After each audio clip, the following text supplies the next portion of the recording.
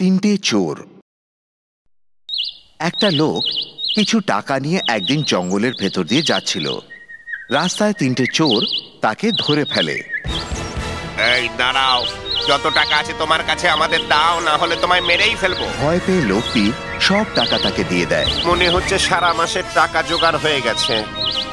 ঠিক আছে, কিন্তু ওকে বাঁচিয়ে রাখা কেন? চলো ওকে মেরে ফেলি। সেই চোরটি একটা ছোরা নিয়ে লোকটিকে মারার জন্য তার কাছে গেল। সেই সময় আরে না, ওকে মেরে কি লাভ?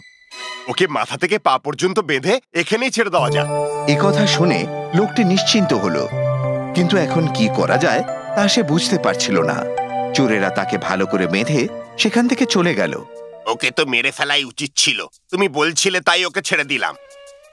তৃতীয় চোর হঠাৎ দাঁড়িয়ে পড়ে, আরে যা, আমার জুতো ওখানে ফেলে এসেছি। তোমরা এগিয়ে যাও, আমি জুতো খুঁজে তোমাদের সঙ্গে দেখা করছি। বাকি দুজন চোর চলে যায় আর তৃতীয় চোর ফিরে সেই লোকটির কাছে যায়। আহা, মাফ করো, খুব কষ্ট হচ্ছে। চলো, আমি তোমায় বন্ধন থেকে মুক্তি দিচ্ছি। আপনাকে অনেক অনেক ধন্যবাদ। চোরটি তার হাত পায়ের বাঁধন খুলে দিল। চলো আমার সাথে, আমি তোমায় বড় রাস্তায় ছেড়ে দিচ্ছি। যখন ওরা বড় রাস্তায় পৌঁছায়, মশাই, আপনি তো খুব দয়ালু, চলুন আমার বাড়ি চলুন। না না, তা সম্ভব নয়।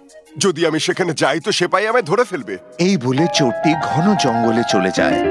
চোরের সততা দেখে লোকটি অভিভূত হয়। সে খুশি মনে তার বাড়ি ফিরে যায়।